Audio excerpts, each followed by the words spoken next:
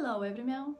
Общество мертвых поэтов. И первое слово — это convocation, торжественная церемония выпуска студентов или общее собрание в начале учебного года. И следующее выражение, которое я никогда не слышала — pay no heed, что обозначает игнор, не обращать внимания, не придавать значения. Это такое устойчивое, слегка формальное литературно-английское выражение. И следующее интересное для меня слово было forensics. Forensics. I hope that's right. Okay.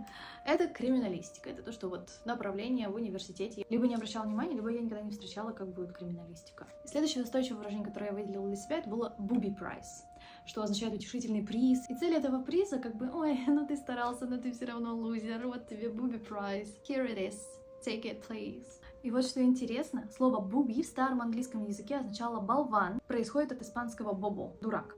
И первоначально такой приз вручали ленивым ученикам в школах или худшим игрокам в карточных клубах в конце 19 века. Во как!